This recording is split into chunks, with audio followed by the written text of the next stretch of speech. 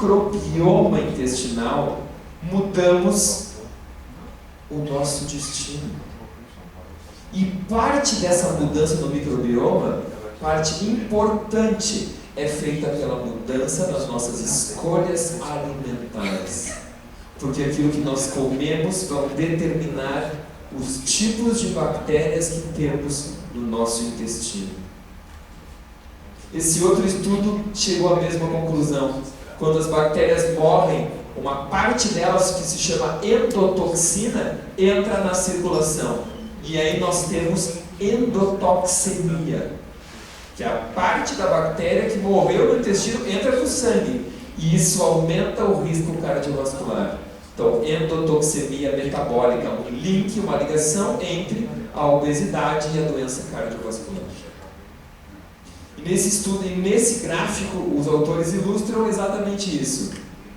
Essa endotoxina, ou também chamada de LPS, induz RI hepática. O que é isso? Não é nada engraçado. Não é para rir do fígado, não é uma risada hepática. É o acúmulo de triglicerídeos no fígado. É fígado gordo. Esteatose hepática, é gordura acumulada no fígado. Estimula a inflamação do fígado. Então estimula uma hepatite de origem intestinal. Estimula ainda, já no nível dos vasos, fatores pró-inflamatórios e promoção da aterosclerose, ou seja, entupimento das artérias, iniciando lá no intestino. Aqui em cima está o gut microbiota, microbiota intestinal, ou seja, as bactérias que vivem no intestino. E lá no nosso tecido adiposo, na nossa gordura, induz adipogênese, ou seja, síntese de adipócitos, síntese das células de gordura. RI, resistência à insulina, infiltração de macrófagos. O que é isso? É o sistema imunológico infiltra na nossa gordura e gera inflamação. Ou seja, o intestino é um eixo central na inflamação.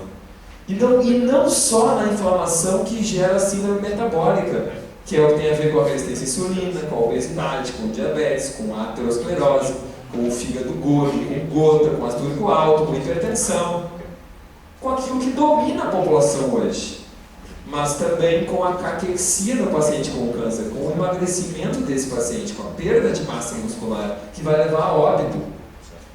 Tem a ver com alterações cerebrais, com a alteração no comportamento dos indivíduos. E tem a ver ainda com doenças autoimunes, que aumentam cada vez mais. E hoje já há dados que, inclusive, na aterosclerose, existe autoimunidade. Ou seja, há cada vez mais dados mostrando a complexidade que são as doenças. E a gente ainda procura soluções simplistas, como tomar um medicamento que baixa bloqueia uma enzima que baixa um biomarcador qualquer. Infelizmente, as pessoas ainda procuram as soluções simplistas, né? Quando a gente liga para uma outra parte da nossa teia, a gente pode falar dos desequilíbrios nutricionais, de como a gente está sofrendo o impacto desses nutrientes. E aqui eu vou falar um pouco mais ao final da nossa conversa sobre o jejum, sobre o impacto que o jejum tem no nosso metabolismo.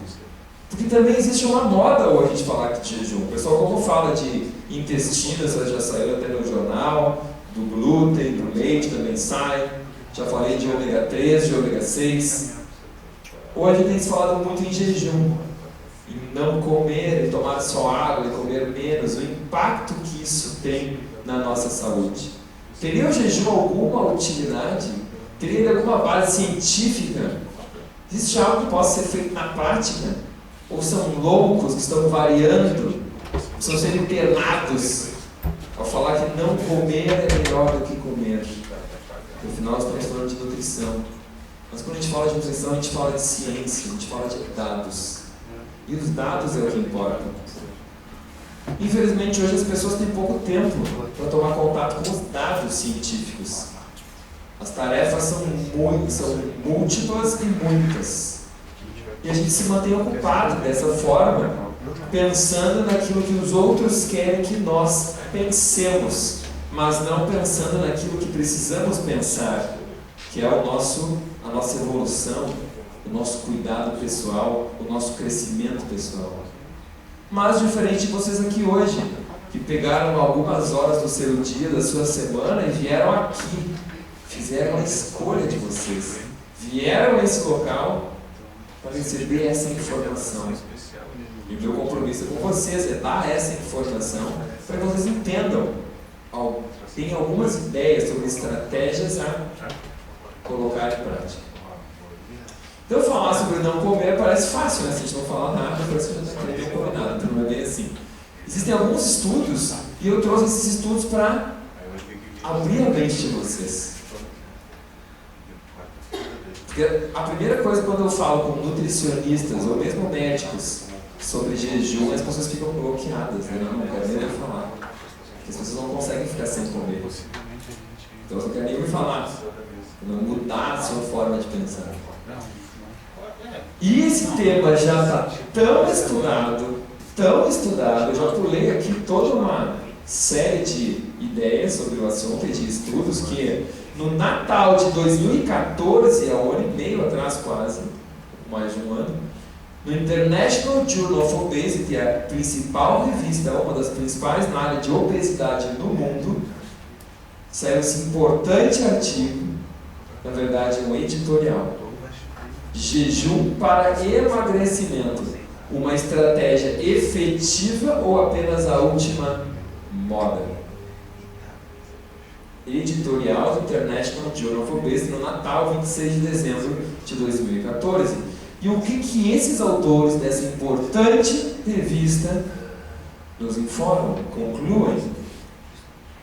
concluem que o jejum intermitente ou o jejum de dias alternados podem ser uma alternativa para alcançar o emagrecimento e inclusive na manutenção, ou seja, após o indivíduo já ter emagrecido.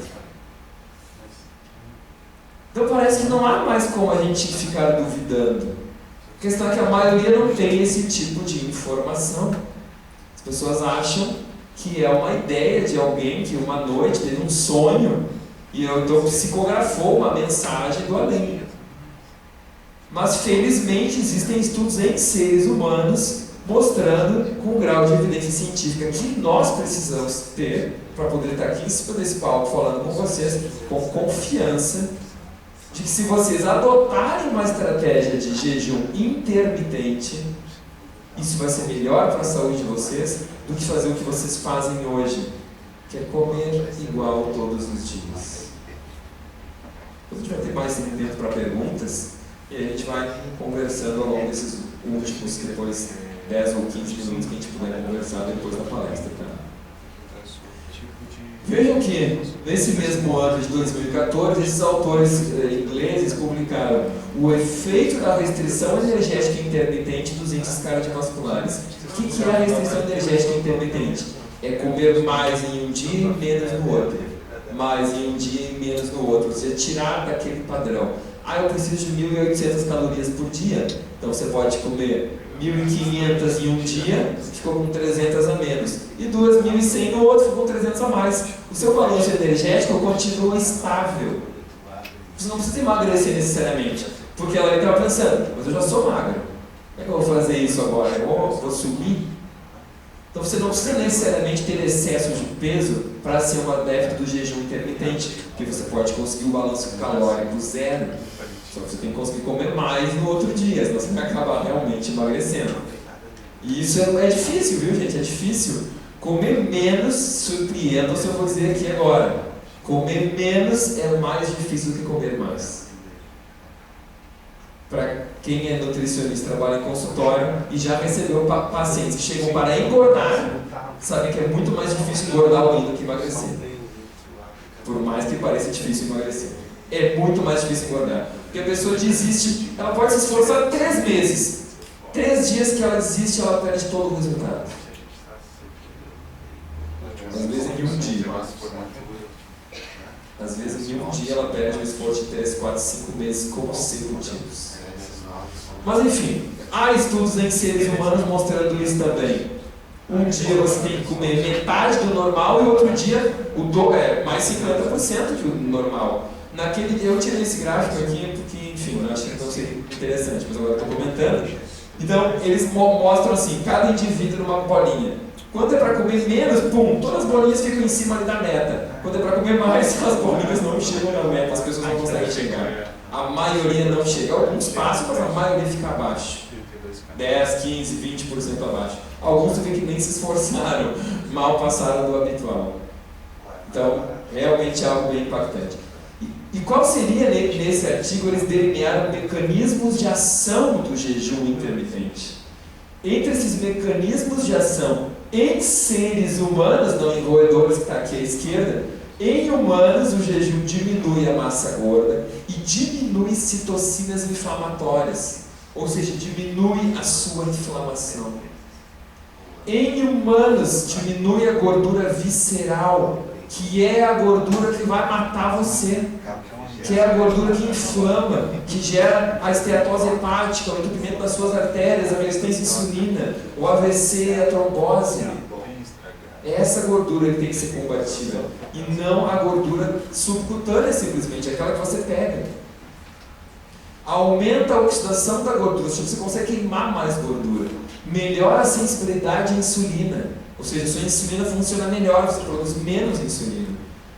Ainda aumenta a produção de antioxidantes naturais internos do seu corpo e aumenta as enzimas SIRT, como você está vendo ali, que são as sirtuínas, que são enzimas da longevidade.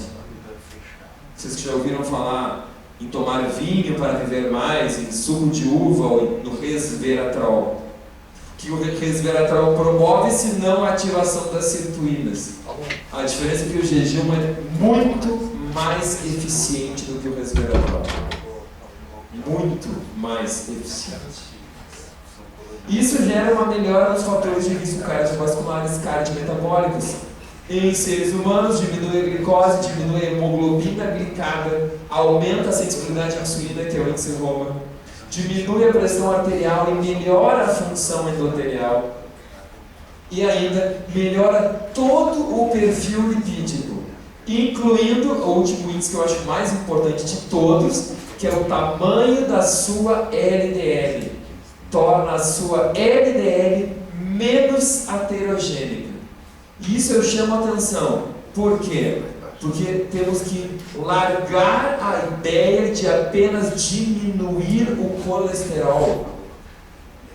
Essa ideia já está morta, só não foi enterrada. Só que enquanto não houver uma estratégia medicamentosa para isso, o público em geral não vai ouvir falar. Porque quem manda é a demanda da indústria farmacêutica. Ou seja, por isso que vocês estão aqui hoje se instruindo e buscando ideias, e buscando alternativas. Porque vocês, eu tenho certeza, não são reféns do conhecimento pago pela indústria, que não necessariamente muda as informações, mas mostra com ênfase aquelas que ele tem interesse. E eu não vejo nenhum problema nisso. O interesse deles é vender. Tanto o vendedor da loja quer vender a sua roupa, ou o dono da quitanda quer vender laranjas. Só que quem manda é o consumidor. No momento que o consumidor não consumir este medicamento e exigir outro, vocês podem ter certeza que eles vão mudar a estratégia. Eles vão arranjar forma de ganhar dinheiro com outro medicamento que mude o mecanismo. Mas enquanto eles ganham com esse, eles não vão lançar outro. Vocês estão entendendo? Ou seja, é a demanda do consumidor que muda o destino das indústrias. Vocês sabiam que no ano de 2015 a venda de agrotóxicos no planeta Terra caiu em 21%? Provavelmente vocês não sabem, porque isso não sai na televisão do programa de domingo à noite. Porque não tem assessoria de imprensa paga pela Associação de Produtores Orgânicos para divulgar isso. Agora, isso mostra o poder do consumidor. Isso mostra o poder que nós temos ao fazer as nossas escolhas. Isso seja do ponto de vista da indústria do medicamento, da indústria do alimento, da indústria do suplemento, da indústria de roupas ou qualquer outra. O que está à venda é aquilo que é comprado. Ou seja, as nossas escolhas determinam o destino do nosso planeta. Então, o resultado é que o jejum intermitente leva a melhoras. Vou aumentar um pouquinho o volume só do microfone, porque já não tão baixo, que estão me ouvindo bem. Vou aumentar um pouquinho mais, eu agradeço. Eu estou já aqui, estou conseguindo mais falar. O jejum intermitente leva a melhoras metabólicas na ausência de resistência energética geral. Ou seja, não há uma necessidade de faltar calorias. Ou seja, não há uma necessidade de emagrecimento. Pode ser especulado que o jejum intermitente pode ter aplicações dos indivíduos sem sobrepeso e como estratégia de pós-emagrecimento. E já há estudos em indivíduos sem emagrecimento fazendo jejum intermitente, mostrando benefícios. Tantos estudos existem que agora, nesse ano de 2013, vejam, esses médicos da USP revisaram o assunto em português. Eles não dizem, não, isso não chegou aqui ainda, é novidade. 2013, onde estava você em 2013? Talvez vendo a novela à noite, né? Enquanto esses autores aqui, doutora Fernanda, Timos, doutor Bruno, pesquisavam, liam e publicavam. E o que eles viram? Exatamente isso que eu já falei até agora. A melhora no sistema cardiovascular, no consumo de gordura pelo corpo humano, ele queima mais gordura de forma mais eficiente, a melhora na expressão gênica, incluindo as sirtuínas, e a melhora no perfil inflamatório, desinflamando o indivíduo. Ou seja, nós temos alternativas de como mudar o nosso resultado. E uma delas é consumir mais num dia e menos no outro. Não precisa necessariamente emagrecer. Então eu gostaria de concluir dizendo a vocês que o alimento ele é uma informação que nós damos ao nosso organismo. O alimento é informacional. Ele pode desorganizar o nosso metabolismo. Ele pode destruir as nossas células. Ele pode inflamar. Ele pode desestabilizar as nossas reações químicas. Porque essa informação foi uma informação incorreta e incoerente. Entretanto, se mudamos as nossas escolhas, temos um alimento que passa uma outra informação. Uma informação que organiza o nosso metabolismo. Uma informação que constrói. Uma informação que desinflama. Que estabiliza. Uma informação correta e coerente. As nossas escolhas determinam o que as nossas células receberão. Porque, como disse o Dr. Jerry Bishop no seu livro O Genoma, uma história contada em 23 capítulos, os genes por eles mesmos não criam doenças. Somente quando mergulhados em um ambiente nocivo, único para aquele indivíduo, é que a doença se desenvolve. Então, meus amigos, façamos escolhas sábias, façamos escolhas adequadas. Vamos buscar no nosso dia a dia as melhores opções para encontrar qual é esse ambiente adequado para a expressão dos nossos genes. O que os nossos genes estão pedindo? Se nós estamos olhando os nossos exames, se estamos olhando a nossa cara no espelho, se estamos tendo sinais e sintomas dos quais não gostamos, mudem as opções, mudem as escolhas. Enquanto você está vivo, você pode mudar a expressão dos seus genes e mudar o resultado. Não desista. Você tem nas suas mãos a possibilidade de mudar o seu destino. Por isso eu sempre digo, respeitem os seus genes e pratiquem nutrição funcional, porque em cada garfada o seu destino está sendo determinado. Muito obrigado.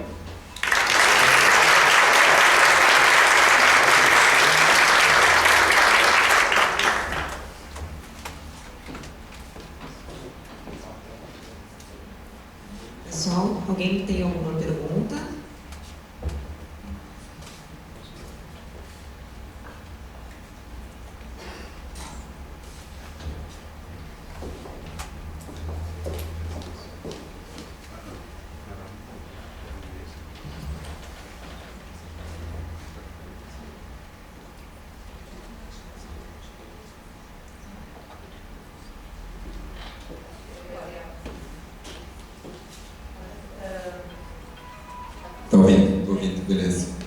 está bem melhor. Sabia que tinha problema com aquele microfone ali.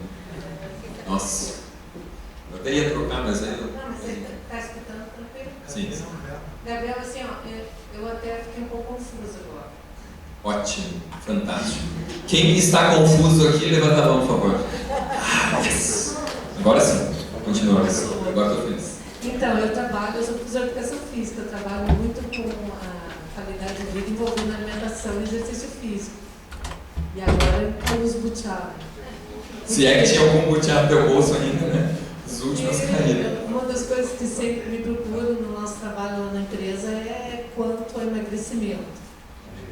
Quando a gente entra no modo de emergência por não ter comido nada, né? Então vem aquela coisa do sono, tu acorda, fica em jejum e vai trabalhar, e eu deveria dizer para eles, aí tu baixou o metabolismo para mim. E agora tu veio passar uma informação, agora eu assustei. Eu também dizia isso, não faz nem um pouco mais de um ano que eu mudei os meus conceitos. E eu espero que eu seja que nem aquela imagem da cabeça com a chave e com a mente aberta para aceitar isso. Eu até um ano atrás também acreditava nisso, isso era uma crença, porque me passaram isso na minha faculdade, nos meus cursos, e eu apenas comprei a ideia, achei, é isso aí, acho que tá certo, e vamos lá, tem sentido. Né? E hoje o que os estudos mostram, isso não acontece. Né? O que acontece é que quando tu faz uma restrição energética em um dia, então, são duas situações. Primeiro, deixar claro, quando eu falo em jejum intermitente, é um termo que alguns autores usam, quando na verdade o melhor termo hoje para ser usado, recomendado já por outro consenso que houve depois, é restrição energética intermitente. Tá? Ou seja, é diminuir o consumo calórico, porque o jejum seria 0 calorias, correto? Então seria a restrição energética, tá? Que pode ser de no mínimo 25% da ingestão habitual até 75% do habitual. Ou seja, quase uma restrição total. Tem estudos com restrição total, realmente só água ao longo de um dia ou mais, mas não é a estratégia que melhor funciona. A estratégia que melhor funciona é restringir de 30% a 50% 2 dias por semana apenas. E de forma intermitente, porque não são dias, não é feito constantemente. Por exemplo, segunda e quinta-feira você come metade do seu habitual, por exemplo. Tá? E nos outros dias você come normalmente, certo? Então essa é a estratégia mais habitual pesquisada. Existem outras, como o jejum de dias alternados, que é assim, todos os dias pares você come normal, nos dias ímpares você come 30%, 20% ou 50% menos. Ou você compensa no dia normal para não ter emagrecimento. Tá? Então são duas estratégias mais pesquisadas. Mas tem poucas com o jejum absoluto, 0 calorias, e mostrando alguns efeitos adversos no perfil glicídico. Então não é a estratégia mais recomendada. Mas para entrar na tua pergunta, e não ficar aqui até amanhã na primeira pergunta, assim, há a possibilidade de fazer exercício de jejum, sim. Não há uma lentificação metabólica a longo prazo, nem a curto prazo, ok? Desde que você se alimente, você volte a se alimentar. Que você não pode ter quando você começa a ter uma lentificação metabólica, quando o seu consumo calórico é menor que 25 quilocalorias por quilo de peso por dia. Tá? Que é uma restrição calórica bem importante. Quando você baixa de 25 calorias por quilo de peso, o seu T3 reverso aumenta, e é ele que faz o seu metabolismo ficar lento. É verdade. Então, quando no final do seu dia você não conseguir alcançar as 25 calorias por quilo, aí você vai dizer que pode ficar o metabolismo mais lento. Mas não por ter feito o exercício em jejum ou por simplesmente ter comido menos. Próximo. Ela fez a pergunta sobre atividade física, correto? Por exemplo, a pessoa treinou ali, né, no caso, por 1h30, né? Comeu, foi e treinou.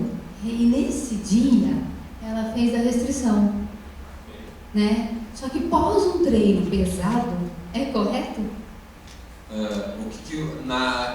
Tem um período de adaptação, Valéria, que é essencial para que o atleta tenha o benefício da restrição energética, tá?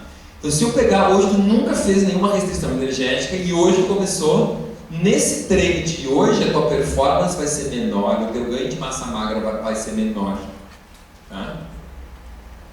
E pelo teu treino ser menos intenso, a perda de gordura vai ser menor. Entendeu? Na verdade, enquanto não está adaptado à restrição energética, tu perde resultado. Mas não porque tu está comendo menos, porque tu não consegue usar a energia da gordura para ter energia suficiente. Depois que esse período de adaptação passou, o resultado é o mesmo. Mesmo nos dias de restrição energética. Por quê? Porque a forma mais eficiente de fornecer gordura para as tuas células, para as tuas mitocôndrias, é a gordura e não o carboidrato. Ou seja, tu mesmo em restrição energética, tu tem gordura sobrando para fazer a tua atividade. Só que como tu está desadaptado ao uso de gordura, tu fica cansado. Obrigada.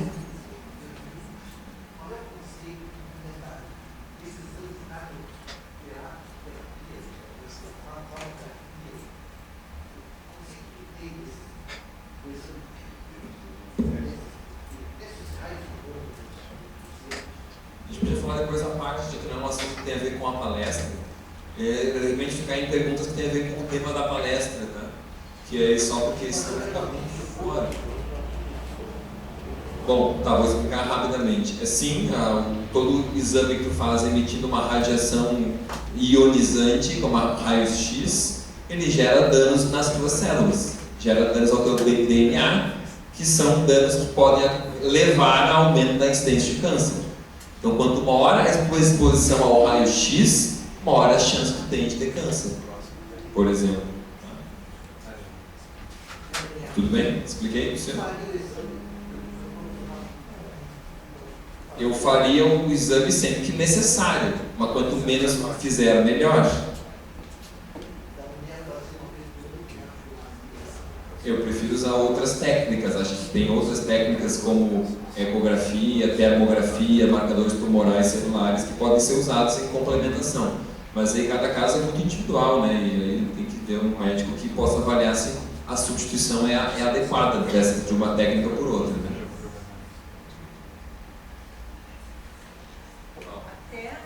Tem mais um tempo de pergunta ainda? Não? Então, até a gente podia conversar, você tem o microfone, não sei se o pessoal, que amanhã o professor daria um curso, a gente pode, né, aprofundar. Ah, bom, verdade.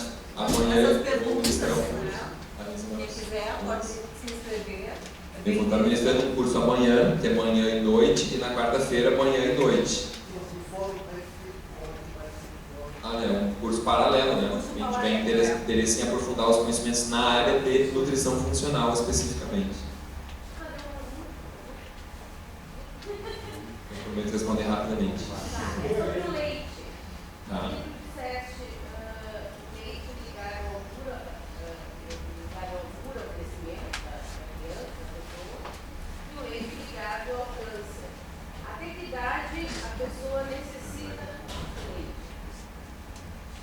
É uma pergunta difícil, porque algumas pessoas podem ter mais benefício em não consumir leite desde cedo na vida. E outras podem passar muitos anos sem ter malefícios muito importantes do seu consumo. Como uma regra geral, se fosse pensar do ponto de vista evolutivo adaptativo, o ser humano provavelmente parava de ser amamentado entre os 4 e 7 anos de idade. Tá? Pegando a história e comparando com outros primatas. Entretanto, o teu grande banco de massa óssea é feito até ao redor dos 20 anos de idade. Não estou dizendo por aí que o leite é a única forma de se formar ossos. Entretanto, quando os ocidentais, ou os povos industrializados, ocidentalizados, migram de uma dieta, amamentação, para uma dieta tradicional ocidental sem lácteos, eles passam a não ganhar tanto osso também. Ou seja, a gente teria que ter outras estratégias dietéticas para um pós-amamentação de indivíduos que não vão receber leite de vaca, pensando em saúde óssea. Tá? A resposta é um pouco mais complexa do que a gente acha, né? Até os 15 anos. Infelizmente não posso ser simplista, porque as condutas são individualizadas. Não, acho que elas não vão deixar fazer mais perguntas, mas eu vou estar aqui, quem quiser fazer perguntas aqui fora, eu estou com um stand ali, e a gente pode estar ali conversando aqui bem na frente, não? Tá forte, isso aí. Tá bom, gente? Obrigado mais uma vez.